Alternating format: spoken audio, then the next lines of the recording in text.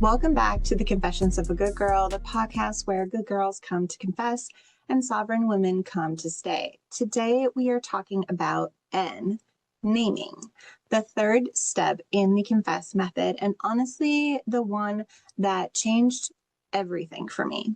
But before we dive in, if you want to follow along and actually do the work, you can grab the Confess Method, the complete self-coaching system, from the link in the show notes. It's $67 and it walks you through all 7 steps with prompts, tools, frameworks, and pages you can actually write on. Okay, so let's dive in.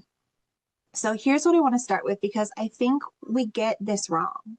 We think about naming is saying the hard thing out loud. We think it's about finally being honest, finally telling the truth, finally calling someone or something what it was. And yes, that is part of it, but that's not actually the whole story.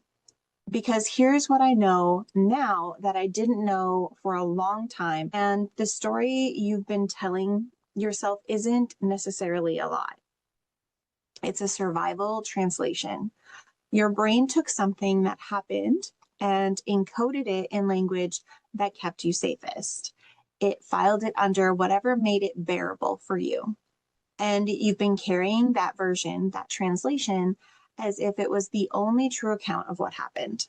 And it's not. There's research on this that I found honestly kind of mind-blowing when you sit with it, because memory is not a recording. It's not a file you open and watch the same footage every single time. Memory is reconstructive, which means every time you recall something, you are literally rebuilding it. You are pulling from fragments, from emotional residue, from your nervous system's threatened assessment, and you are assembling it again. The version that gets assembled changes depending on where you are when you pull it, who you've become, what you've learned, what your body is holding. What it means is the story you've been calling the truth about that moment, that relationship, that thing that happened, is only one version. It is the version that your nervous system built to keep you safe, because our nervous systems, as we've learned, are super brilliant. And you are allowed to build a new one.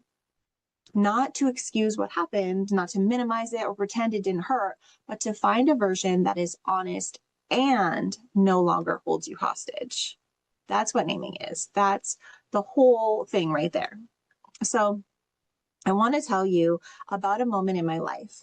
I was sitting in a session with a woman I met that did tapping, and she asked me to remember a moment in my life, a moment that brought up feelings of unwantedness and feeling unloved. So I did. And then she asked me what could also be true here.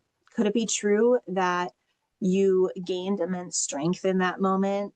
Could it be true that you learned compassion, that you showed yourself love, that you can understand that their reaction to what happened has nothing to do with you? And I want to be really clear about something, because I think it's the part that gets missed.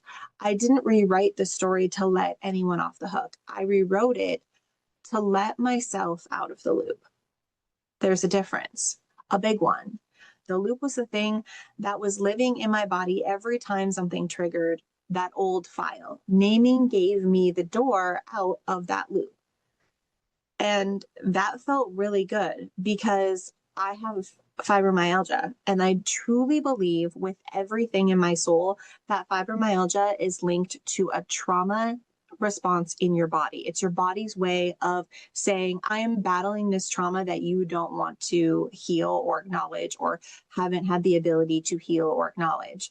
So through going through this process, it actually helped me to heal parts of my fibromyalgia and limit the amount of flare-ups I was having. So going back, what does this actually look like? How do you name something when you've been calling it by the wrong name for years, maybe even decades? In the Confess Method, I walk you through using NLP and EFT together. The EFT is the tapping, And the reason I pair them is because naming is not just a cognitive response. It's not just think different thoughts. Your nervous system has filed this memory as a threat, and it will keep you behaving accordingly until you give it new information at the body level. That's the piece most journaling, most talk therapy, most reframe your mindset advice skips. The body has to be part of it. And this is where that fibromyalgia came in play, because as I rewrote this in my body, it got to relax, it got to heal, it got to let go of that story, and therefore led to those less amount of flare-ups. But the entry point, the first move is language, because NLP teaches us that our stories are encoded in language, and language can be updated. So you start there, you get specific. What is the actual story you've been telling? Not the vague, I had a hard childhood version, the specific one, the sentence your brain defaults to when that thing gets triggered. You name it clearly, you look at it, and then you ask yourself, is there a version that is actually true and no longer dangerous? Not a silver lining, not a toxic positivity framework, actually true and no longer dangerous. That's the new name of it. So let's pull today's card. Today's card is the heart. If you are on YouTube, you can see the card. If not, you can go to the show notes, and the deck card details and link will be available for you there. Next week, I am super excited because we get to have Heather McKean on the show. She is the author of Mind Change, this book right here. And it is genuinely one of my favorite personal development books I have ever read.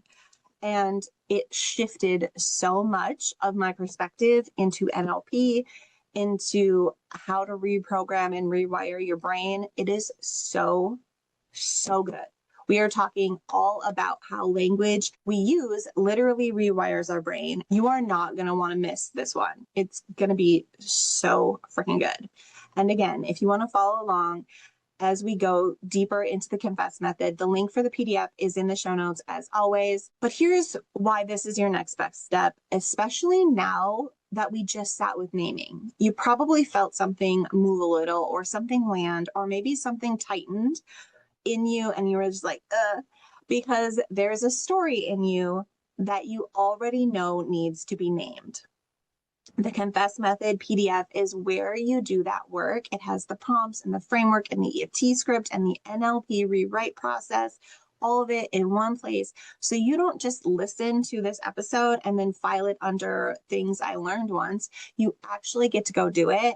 And there's a difference between consuming healing and actually embodying it. Like I said, the link is in the show notes. And remember, we do not confess to be forgiven. We confess to be free. I'll see you next time.